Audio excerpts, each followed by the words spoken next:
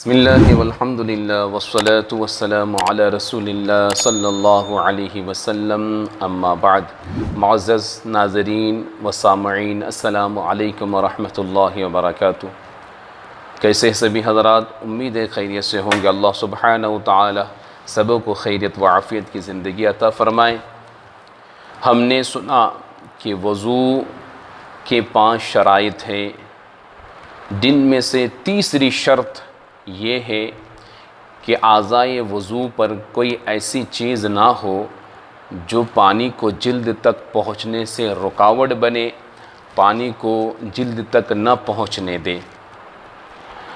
अब ऐसी चीज़ से मुराद कौन सी ऐसी चीज़ है, थोड़ा उस पर गौर व फ़िक्र करेंगे। तो मिसाल के तौर पर जैसे कि नील पॉलिश, ख़वातीन जो नील पॉलिश लगाते हैं, आजकल तो मर्द हज़रात भी उसे इस्तेमाल करने लगे हैं। अल्लाह सबों को महफूज रखे उस काम से। तो ख़वातीन हज़रात जो नील पॉलिश लगाती हैं, क्योंकि उसके नीचे पानी नहीं पहुंचता है, तो इस सूरत में नील पॉलिश उतारे बग़ैर, नील पॉलिश को साफ़ किए बग़ैर वज़ू या गुस्ल नहीं हो सकता है। ना ही नमाज होगी, ना ही कुरान को छू सकेंगे। वो काम जिनके लिए पाकी ज़रूरी है, लाज़मी है, वो काम नहीं कर सकेंगे। बहुत सारे हमारी बच्चियाँ और नौजवान ख़वातीन जो है इस चीज़ पर गौर व फ़िक्र नहीं करते हैं। वो नील पॉलिश की थोड़ी बहुत परत रह जाती है नाखून के कोने में, यहाँ वहाँ पर, उसके बावजूद जो है उसी हालत में वो वज़ू करने लगते हैं और उसी वज़ू से नमाज़ पढ़ते हैं, कुरान उठाते हैं, दिगर सारे काम करते हैं जिनके लिए वज़ू ज़रूरी है। इस सूरत में वो गुनहगार होंगे, क्योंकि उन्होंने वज़ू किया ही नहीं। क्योंकि जब तक नील पॉलिश मुकम्मल तौर पर उतर नहीं जाएगा, वज़ू नहीं होगा। इसी तरीके पर बहुत सारे लोग हैं जो काम करते हैं गैरेज वगैरह में, तो उनके हाथों में ग्रीस वगैरह लगे हुए रहते हैं काफ़ी, और नाखूनों के दरमियान में, नाखून के बीच में जो है वो मैल जमा हो जाता है। लेकिन उस मैल को हटाए बग़ैर और उस नाखून को कम किए बग़ैर जो है साफ़ सफाई किए बग़ैर वज़ू शुरू कर देते हैं।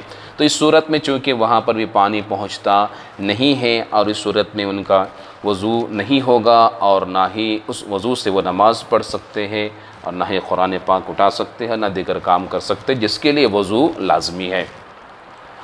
तो इस तीसरी शर्त के ऊपर सख्ती के साथ में और काफ़ी तवज्जो के साथ में ध्यान देना ज़रूरी है, ताकि हमारे वज़ू जो है सही से हो जाए और हम नमाज और दिगर काम जिसके लिए वज़ू ज़रूरी है उस काम के लिए हम परफेक्ट हो जाए, मुकम्मल हो जाए।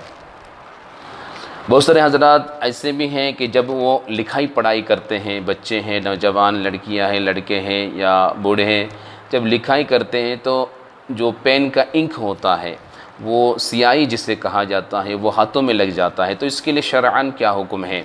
तो अगर स्याही इस तरह का है कि स्याही के ऊपर परत जम जाता है हाथ में लगने के बाद, कि उसके नीचे पानी ना पहुंचता हो, तो उन स्याहियों का धोना ज़रूरी है और उनको साफ़ करना ज़रूरी है, वरना वज़ू नहीं होगा। हाँ, अगर कोई पतली लिंक है, पतली स्याही है कि उसके नीचे पानी पहुंच जा रहा है, तो उस सूरत में कोई हर्ज नहीं है, वज़ू हो जाएगा। सवाल ये कि मेहंदी के रंग से, मेहंदी लगाने के बाद जो लाल रंग रह जाता है हाथ में, तो उससे वज़ू में कोई कबाहत पैदा होगी या नहीं होगी?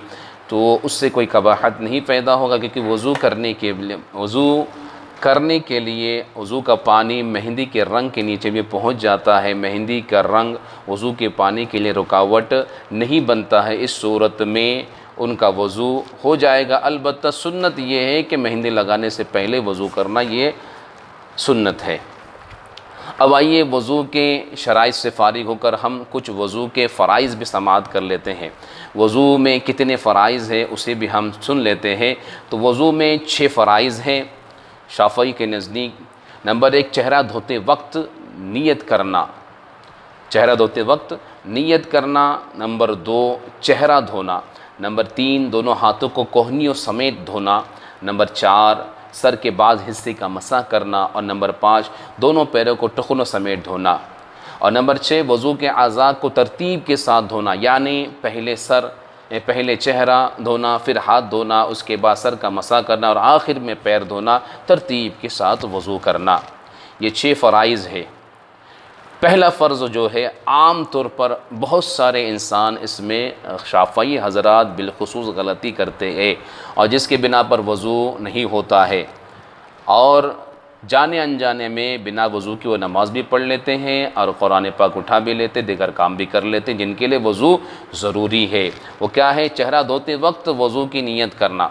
आम तौर पर जो शवाफ़ी हज़रात हैं वो चेहरा धोते वक्त नीयत ही नहीं करते हैं, जबकि चेहरा धोने से पहले पानी हाथ में लेते ही चेहरा धोने के वक्त में वज़ू की फ़र्ज़ियत की नीयत करना ये फ़र्ज़ है। और कोई फ़र्ज़ या कोई शर्त अगर छूट जाए तो वज़ू नहीं होगा। सुन्नत छूट जाने से वज़ू हो जाता है, लेकिन सुन्नत पर अमल करने का सवाब नहीं मिलता है। लेकिन फ़र्ज़ और शर्त इन दोनों में से कोई चीज़ अगर छूट जाए एक भी तो वज़ू नहीं होगा। तो चेहरा धोते वक्त वज़ू करना, ये वज़ू की नीयत करना ये फ़र्ज़ है और इस चीज़ पर हमें ध्यान से अमल करना चाहिए।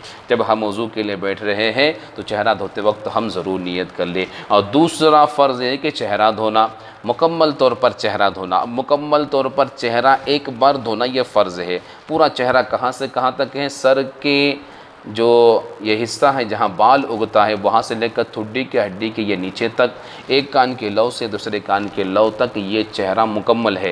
ये मुकम्मल चेहरा एक बार धोना ये फ़र्ज़ है। दोनों हाथों को कोहिनूं समेत धोना, इसे कोहिनूं कहा जाता है। ये कोहिनूं के ऊपर तक जो है धुलना चाहिए, यहाँ तक कम से कम कोहिनूं की हड्डी के ऊपर से कोहिनूं समेत एक बार कम से कम हाथ धोना ये फ़र्ज़ है। सर के बाद हिस्से का मसाह करना, पूरा सर करना ज़्यादा बेहतर है, सुन्नत है कि 3 बार मसा करना। इंशाअल्लाह सुन्नत के बयान में सारी बातें आ जाएगी, लेकिन किसी भी एक हिस्से का सर का मसा कर लेना शाफ़ई के नज़दीक फ़र्ज़ अदा हो जाता है। दोनों पैरों को टुखनों समेत धोना।